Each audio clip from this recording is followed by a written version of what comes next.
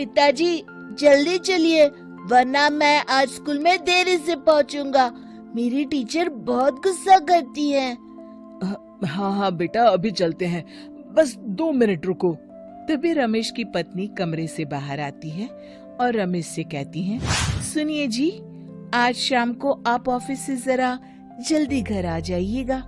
याद है ना, आज आपको मुझे शॉपिंग कराने के लिए लेकर जाना है। अरे भाग्यवान, इस महीने हाथ जरा तंग है। मेरी मानो तो शॉपिंग का विचार कुछ दिनों के लिए अपने दिमाग से निकाल ही दो। मैं तुम्हें अगले महीने पक्का शॉपिंग कराने ले जाऊंगा।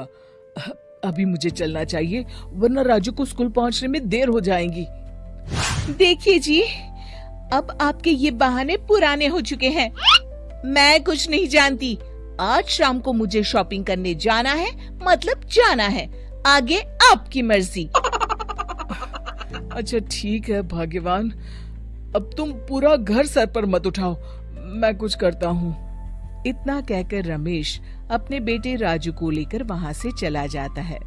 घर से निकलने के लिए रमेश जैसे ही अपनी मोटरसाइकिल शुरू करता है, तभी उसकी माँ उसे आवाज देकर कहती है, अरे रमेश, आज शाम को मुझे कुछ पैसे दे देना।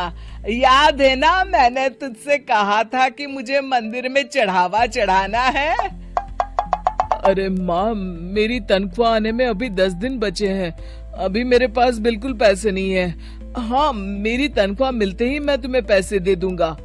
रमेश की माँ चिढ़कर कहती हैं, अरे तेरा दिमाग तो खराब नहीं हो गया?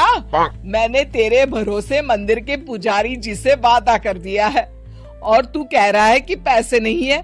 अब मैं पुजारी जी को क्या जवाब दूंगी? तुझे तो मेरी इज्जत की भी कुछ परवाह नहीं है। अच्छा ठीक है माँ, अब तुम गुस्सा मत करो, मैं शाम तक कुछ इंतजाम करता हूँ। इतना कहकर रमेश वहाँ से चला जाता है। फिर दोपहर को जब रमेश अपने दफ्तर में बैठा होता है, तब उसे अपनी पत्नी और माँ की बातें याद आती हैं। रमेश अपने दफ्तर के एक साथी मोहन से कुछ रुपए उधार मांगता है। अरे भाई मोहन, मेरा एक छोटा सा काम कर दो, मुझे कुछ रुपयों की सख्त जरूरत है। मुझे कुछ दिनों के लिए क्या तुम रुपए उधार दे सकते हो? अरे रमेश भाई, मैं तुम्हें पैसे उधार तो दे सकता हूँ, लेकिन मुझे वक्त पर पैसे लौटा देना। वैसे भी मेरा मानना है कि दोस्ती यारी में कभी पैसों का व्यवहार नहीं करना चाहिए। ये कहावत तो तुमने सुनी ही होगी कि उधार प्रेम की कैंची है। मैं नहीं चाहता कि पैसों को लेकर हमारा रिश्ता खराब हो। अरे मोहन, तुम बिल्कुल चिंता मत करो, मैं तुम्हारे पैसे वक्त पर लौटा दूंगा। फिर मोहन रमेश को पैसे दे देता है। शाम को घर आकर रमेश कुछ पैसे अपनी माँ को देता है और साथ ही अपनी पत्नी को भी शॉपिंग कराने बाजार लेकर जाता है। रमेश की पत्नी और उसकी माँ का स्वभाव जरूरत से ज्यादा खर्चीला होने के कारण दोनों हमेशा बेवजह पैसे खर्च करती हैं। फिर एक दिन, सुनिए जी, अगले हफ्ते हमने छुट्टियों में कहीं बाहर जाने का प्लान बनाया था।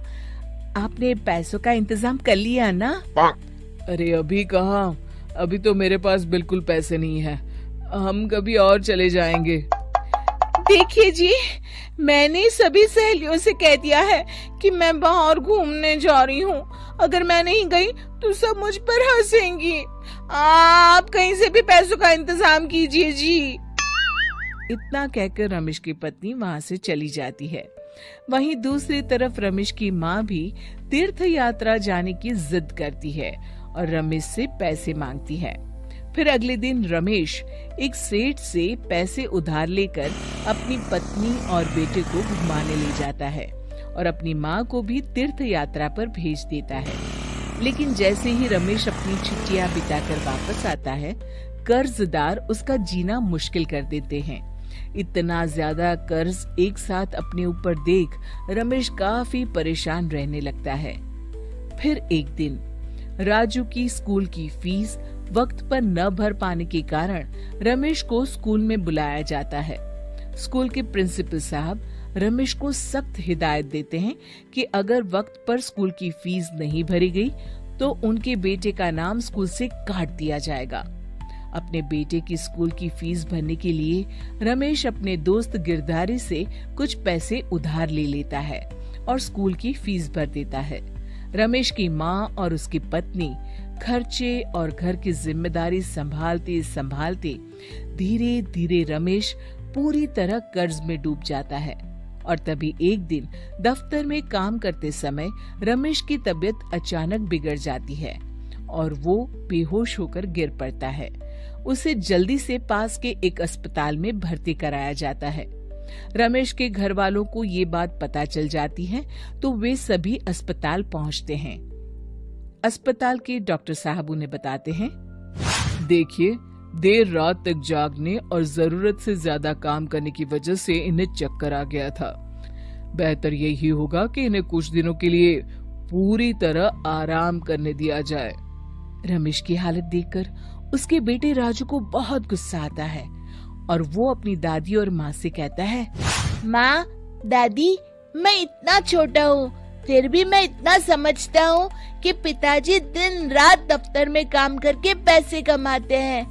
पिताजी अकेला पूरा घर संभालते हैं और आप दोनों अपने फिजूल के खर्चों के लिए उन पर दबाव डालते रहते हैं। आज पिताजी की हालत के जिम्मेदार तो आप दोनों हैं। राजू की समझदारी भरी बातें सुनकर रमेश की माँ और पत्नी को अपनी गलती का एहसास होता है और दोनों की आंखों में आंसू आ जाते हैं। फिर कुछ दिनों के बाद रमेश की तबीयत एकदम अच्छी हो जाती है और वो पहले की तरह अपने काम पर जाने लगता है। रमेश की माँ और पत्नी अब उसे किसी प्रकार की कोई तकलीफ नहीं देते और ना ही उससे किसी चीज की मांग करते हैं। फिर देखते ही देखते रमेश अपने कर्ज के सारे पैसे चुका देता है। उसकी जिंदगी पहले की तरह अच्छी हो जाती है और वो अपने परिवार के साथ खुशी खुशी रहने लगता है। शिक्षा, हमारे रिश्ते एक तराजू की तरह होते हैं जिसकी दोनों ओर जिम्मेदारी और समझदारी का वजन बराबर होना चाहिए।